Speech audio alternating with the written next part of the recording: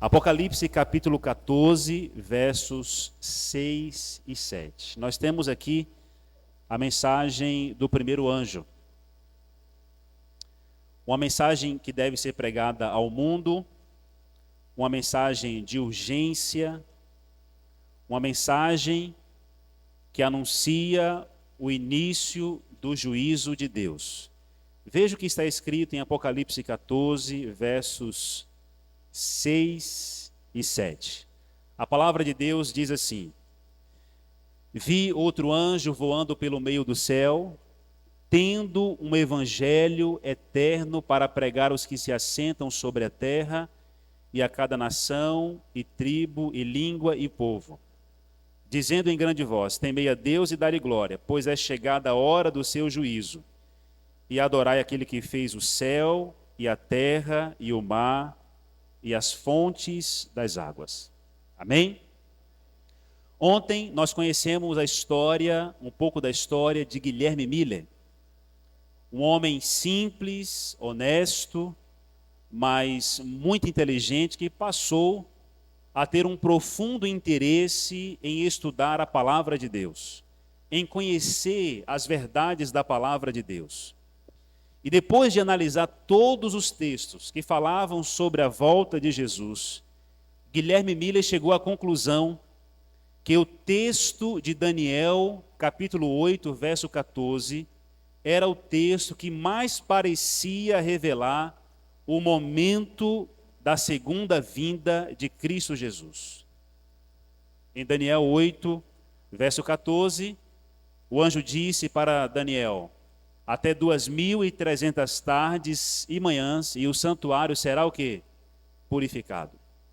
E você lembra, com base na crença da era cristã, de que a terra era o santuário, ou de que a terra passou a ser o santuário na era cristã, porque o santuário havia sido destruído junto com a cidade de Jerusalém no ano 70.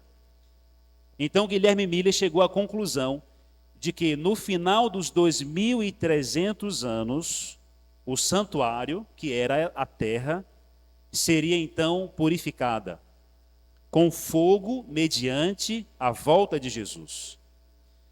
E o estudo, irmãos, foi preciso. De acordo com a profecia, cada evento se cumpriu no seu tempo determinado. Nós vemos aqui 408, quando parte de Jerusalém ficou pronta, ficou reconstruída. Depois chegamos no ano 27, o ano do batismo de Jesus, como é dito na profecia, aonde Jesus foi ungido pelo Espírito Santo para iniciar o seu ministério. Nós encontramos aqui a morte de Cristo no ano 31, exatamente como diz a profecia, que nesse ano seria cessado o sacrifício diário. E além disso, nós encontramos no ano 34, finalizando a profecia dos 490 anos, com a morte de Estevão. Só que os 2.300 anos que iniciou lá em 457, não terminou no ano 34. Em 34, depois de Cristo, apenas se cumpriu mais um evento que havia sido predito. Agora o evangelho seria pregado a todo mundo, não mais ao povo judeu. Faltava ainda alguns anos. E se fizermos o cálculo, chegaremos no ano 1844, da nossa era. Cada detalhe da profecia se cumpriu de maneira exata, irmãos. E aí, queridos, para ainda trazer mais certeza para Guilherme Miller e todos aqueles que estavam aguardando o cumprimento dessa profecia, no ano 1830, 11 anos antes de 1844, se cumpriu a última profecia dita por Jesus e que João também apresenta, a queda das estrelas. Nós vimos aqui sobre isso.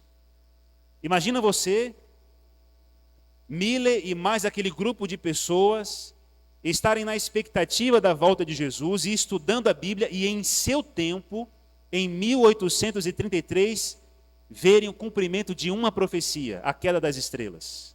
Nossa, isso foi incrível. Isso trouxe mais certeza ainda. Não havia, irmãos, dúvida alguma. A certeza da volta de Jesus só aumentava. E no livro O Grande Conflito é dito o seguinte: a América tornou-se o centro do grande movimento do Advento.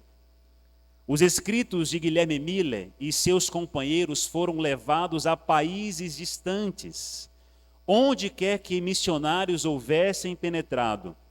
Por toda parte se propagou a mensagem do Evangelho eterno. Qual era a mensagem? Temei a Deus e dai-lhe glória, pois é chegada a hora do seu juízo.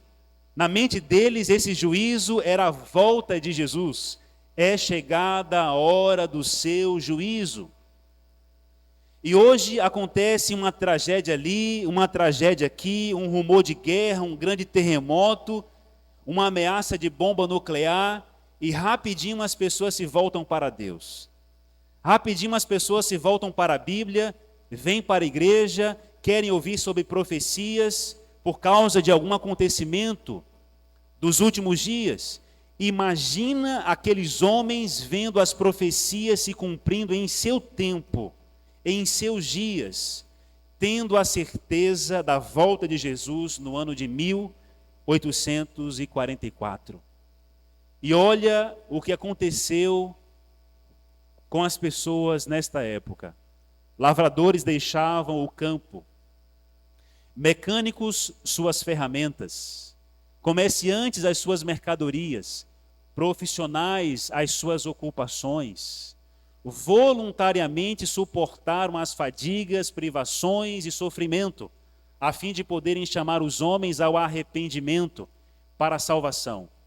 A verdade do advento foi aceita por milhares de pessoas. E ainda é dito na página 165, pecadores chorando perguntavam: que devo fazer para me salvar?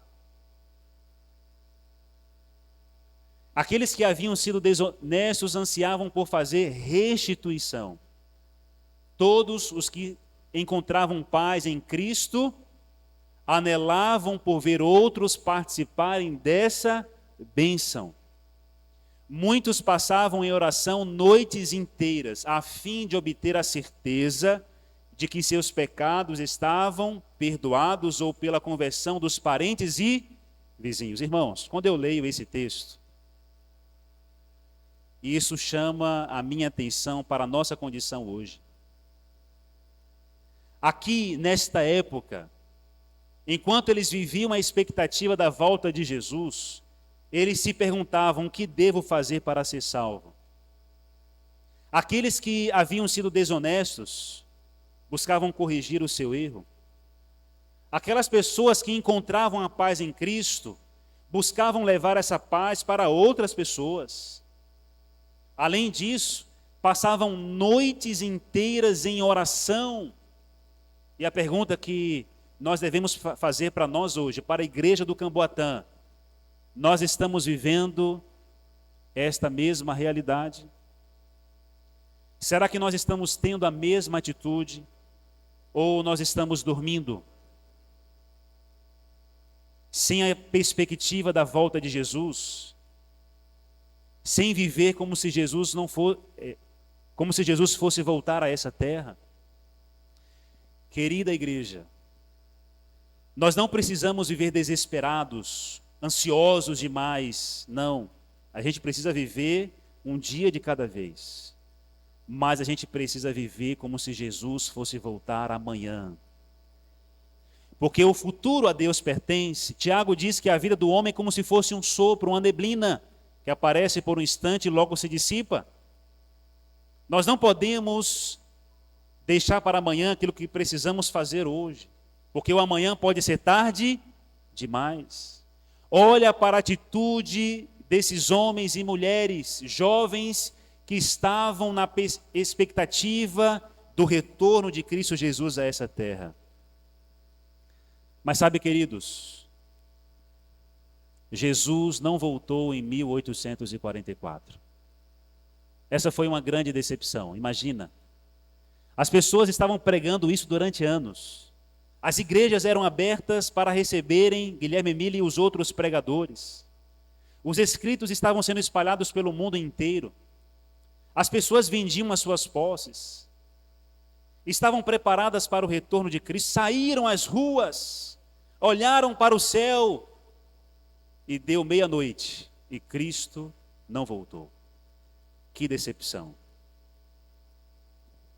Mas o que aconteceu então em 1844?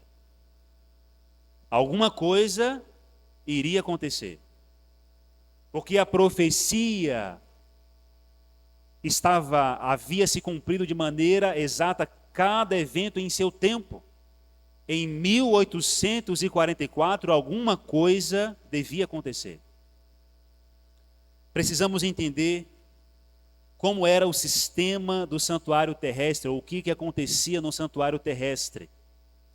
Você lembra que durante todo ano o santuário era contaminado com o sangue dos animais que eram sacrificados.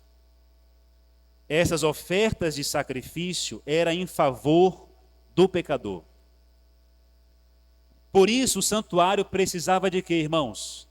Precisava passar por um processo de purificação.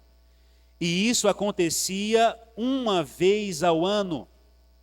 Esse serviço era feito pelo sumo sacerdote, que só tinha um. A sua função era vitalícia. E era conhecido como o dia da expiação, da purificação do santuário, o dia do juízo.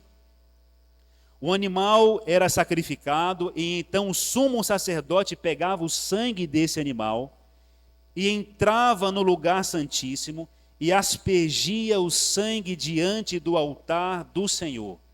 Ali ele estava intercedendo pelos pecados de todo o povo durante todo aquele ano. O povo ficava lá fora enquanto o sumo sacerdote estava lá dentro no lugar santíssimo. Todo o povo ficava contrito, cada um examinando o seu coração. Todos deviam ter confessado os seus pecados. E quando o sumo sacerdote saía do lugar santíssimo, o povo fazia uma festa de 7 dias, celebrando que o santuário havia sido purificado e que Deus havia aceitado a oferta e que os pecados que haviam sido cometidos pelo povo naquele ano estavam todos perdoados. Esse era o dia da expiação. Esse era o dia da purificação do santuário. Esse era o dia do juízo. E eu quero lembrar a você que quando Deus pediu a Moisés para construir esse santuário, ele disse o seguinte: Moisés, faça tudo segundo o modelo que te foi mostrado. Ou seja, o santuário terrestre era um modelo, era cópia de algo ou de algum outro santuário que havia sido mostrado para Moisés.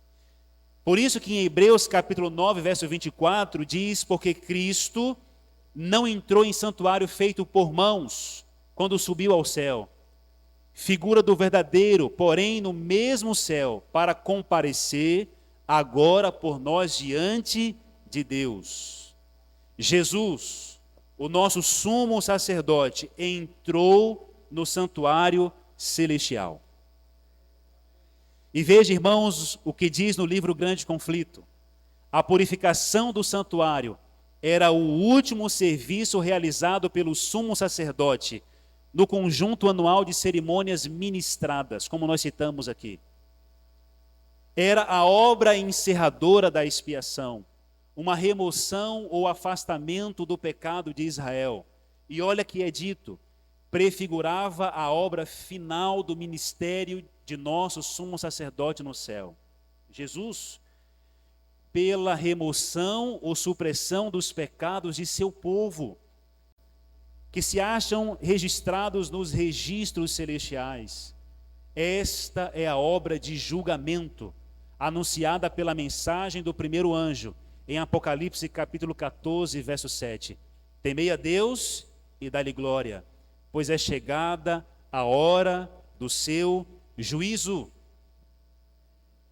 Isso significa que, no dia 22 de outubro de 1844, começou o dia do juízo. O juízo investigativo, o dia da expiação, a purificação do santuário.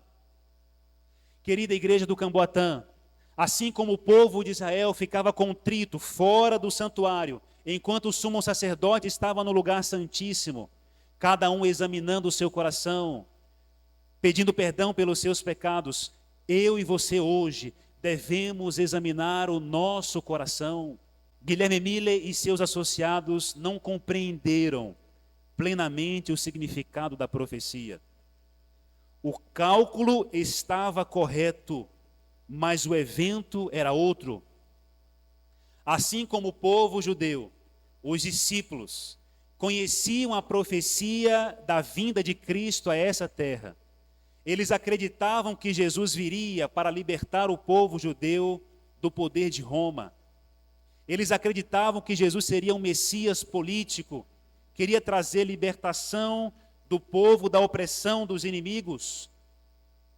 A profecia, o cálculo estava certo, mas o evento estava errado. Jesus não havia vindo para ser um Messias libertador, um Messias político. Ele havia vindo para poder morrer na cruz do Calvário.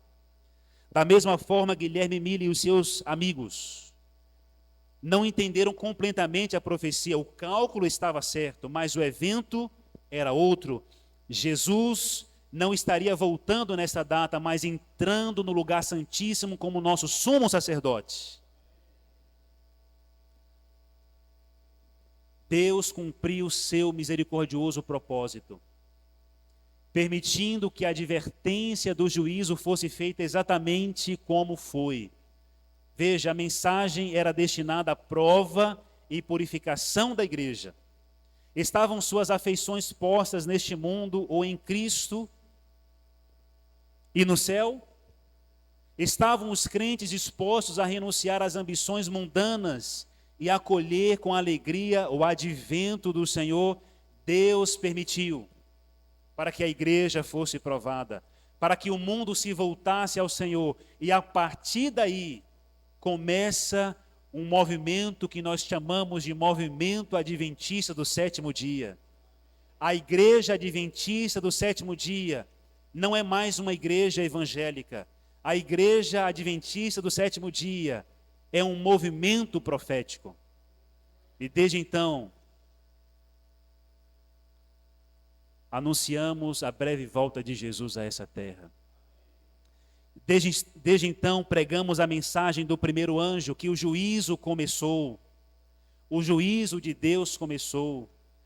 Eu quero lembrar a você que a história da igreja cristã vinha de um tempo de escuridão, de um tempo de provação, de perseguição, aonde as pessoas haviam perdido a verdade da palavra de Deus.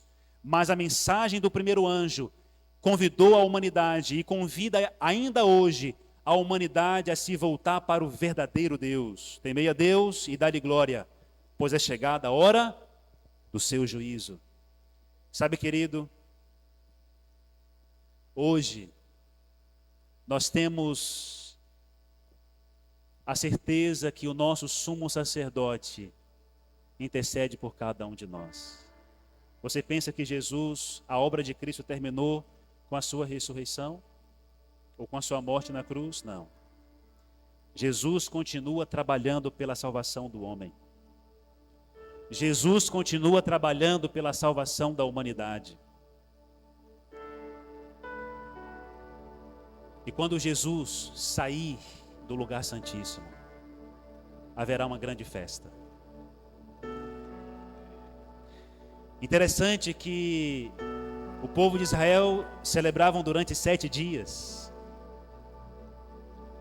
E o livro do Apocalipse diz que quando Jesus voltar a essa terra, haverá silêncio no céu por 30 minutos. Que em profecia corresponde a 7 dias, a uma semana.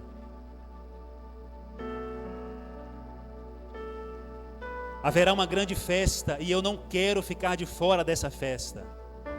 E eu sei que você também não quer perder essa festa. O maior evento da história da humanidade.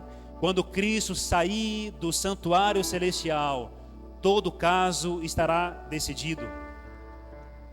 A porta da graça estará fechada e não haverá mais possibilidade de salvação para aqueles que escolheram a perdição.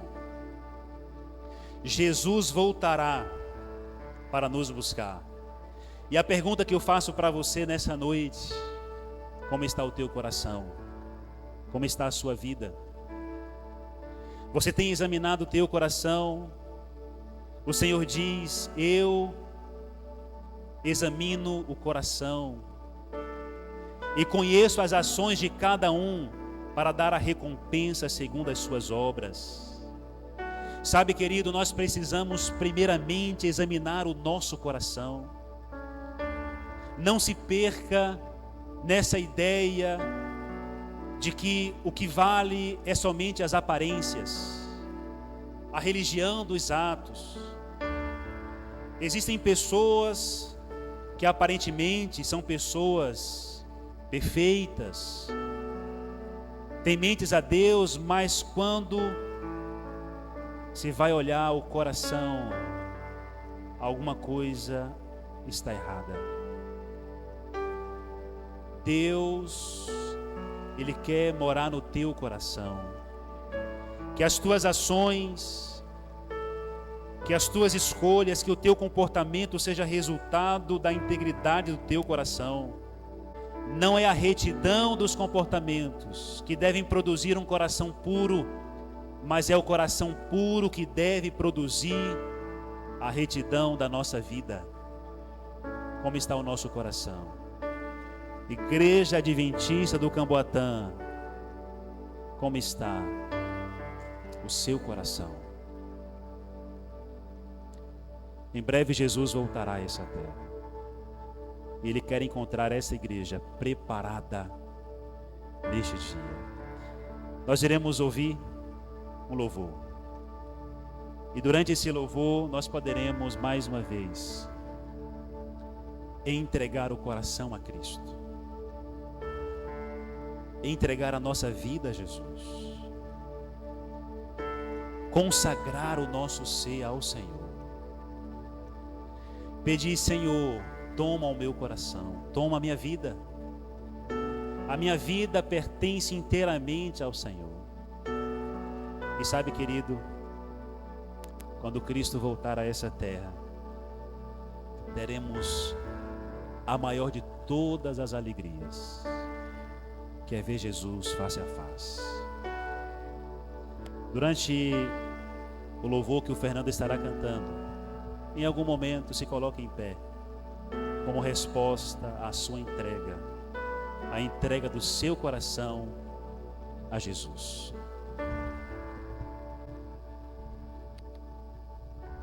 Boa noite a todos, que nosso Deus possa ser louvado.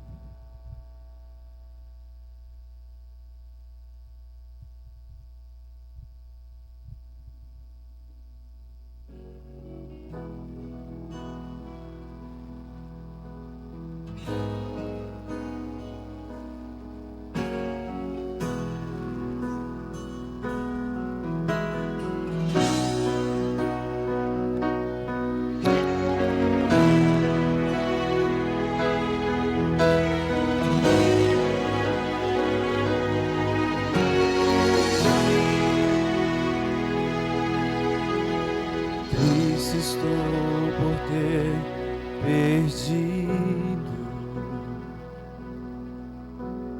a inocência pura que vivi.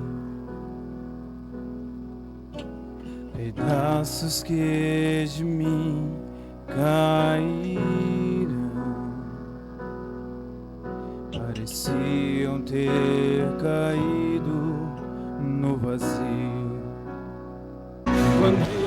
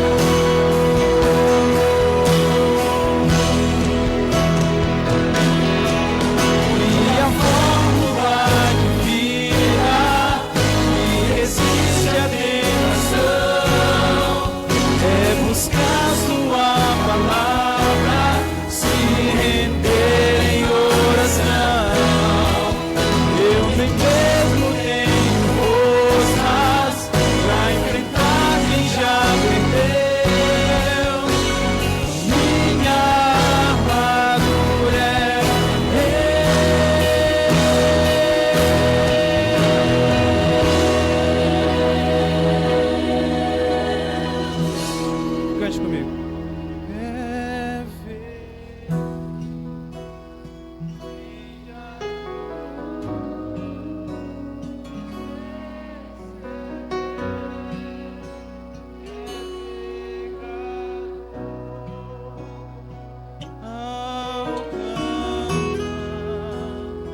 Pelo perdão, meus pedaços Deus juntou.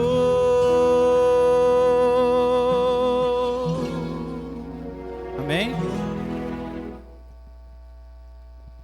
Obrigado, Fernando. Deus seja louvado. Sabe, querido, é feliz aquele cujo pecado é perdoado. É feliz aquele que tem a paz de Cristo em seu coração, que tem a certeza da sua salvação. E nós temos a oportunidade hoje de mais uma vez sairmos daqui com a certeza da nossa salvação. Certo de que Cristo Jesus continua trabalhando em favor da nossa salvação. Quando Jesus sair do lugar santíssimo, Ele sairá para vir a esta terra. E haverá uma grande celebração, e você não pode ficar de fora dessa celebração. As bodas do Cordeiro. Não podemos ficar de fora dessa grande festa. Precisamos ter as vestes adequadas e precisamos ter o azeite. Precisamos ter a justiça de Cristo em nossa vida e precisamos ter o Espírito Santo diariamente.